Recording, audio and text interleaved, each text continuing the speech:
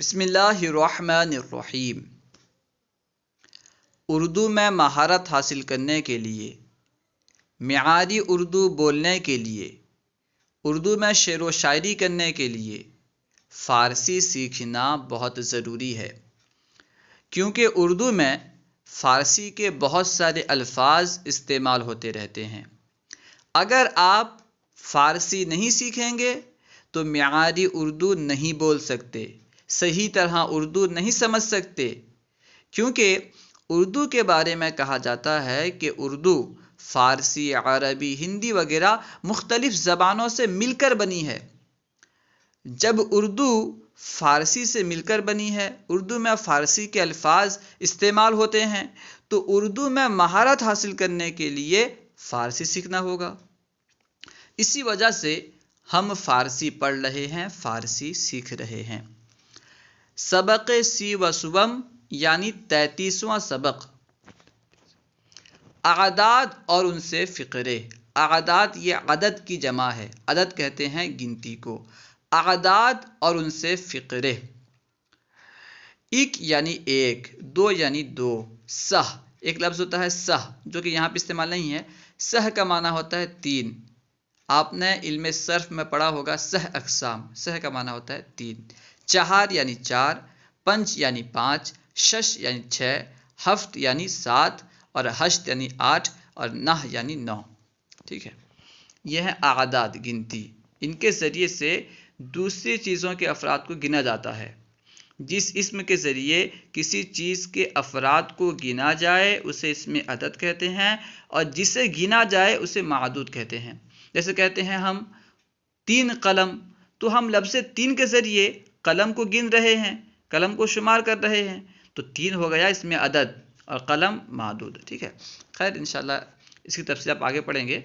اب جو یہاں پہ استعمال ہوئے ہیں کہ 7 کے لیے فارسی میں کیا استعمال ہوتا ہے، 8 کے لیے کیا استعمال ہوتا ہے، 4 کے لیے کیا استعمال ہوتا ہے، اسے یاد کر لیں۔ ٹھیک ہے، فقرے اور معنی۔ من نماز پنج وقت ادا می کنم۔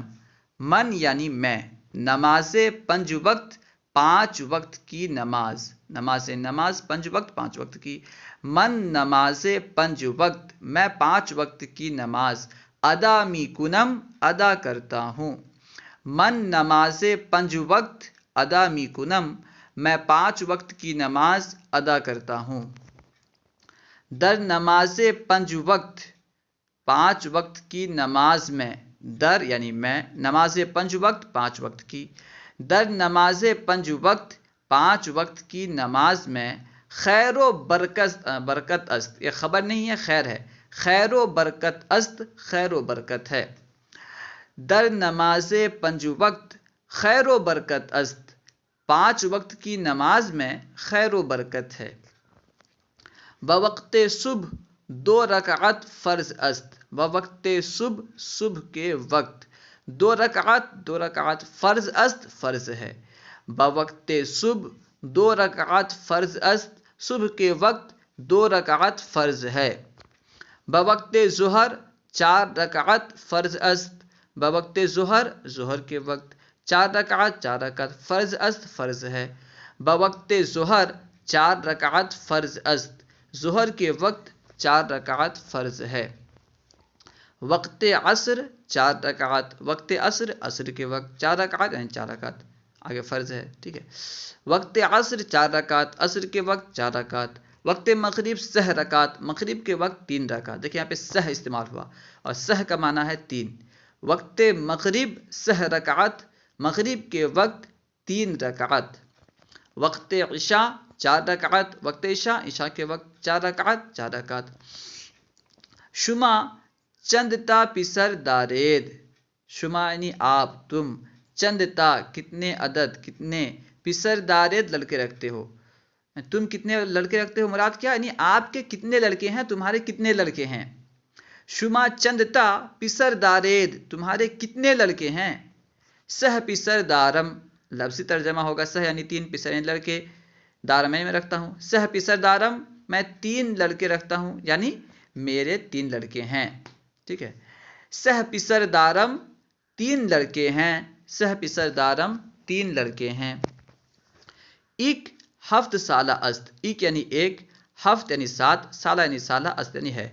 ایک ہفت سالہ است ایک 7 سال کا ہے، ایک ہفت سالہ است ایک 7 سال کا ہے۔ ایک ہشت سالہ است، ایک یعنی ایک، ہشت یعنی 8، سالہ یعنی سال کا، است یعنی ہے۔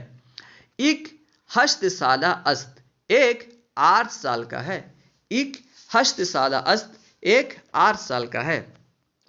ایک 9 سالہ است ایک 9 سال کا ہے، ایک 9 سالہ است ایک 9 سال کا ہے۔ من شش کتاب دارم، من یعنی میں، شش کتاب 6 کتابیں، دارم رکھتا ہوں یعنی میرے پاس 6 کتابیں ہیں۔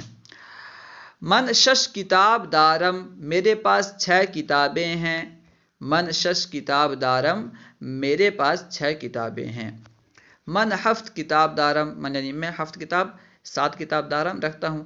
من ہفت کتاب دارم، لفظ ترجمہ ہوگا میں 7 کتابیں رکھتا ہوں یعنی میرے پاس 7 کتابیں ہیں۔ من ہفت کتاب دارم، میرے پاس 7 کتابیں ہیں۔ من ہفت کتاب دارم، میرے پاس 7 کتابیں ہیں۔ من ہشت کتاب دارم، من یعنی میں، ہشت یعنی 8، کتاب یعنی کتاب، دارم یعنی میں رکھتا ہوں۔ من ہشت کتاب دارم، میں 8 کتابیں رکھتا ہوں یعنی میرے پاس 8 کتابیں ہیں۔ من ہشت کتاب دارم، میرے پاس 8 کتابیں ہیں۔ من 9 مکان دارم، من یعنی میں، 9 مکان 9 گھر، دارم رکھتا ہوں۔ من 9 مقام دارم، میں 9 مقام رکھتا ہوں یعنی میرے پاس 9 مکان ہیں۔ من 9 مکان دارم، میرے پاس 9 مکان ہیں۔ من 9 مکان دارم، میرے پاس 9 مکان ہیں۔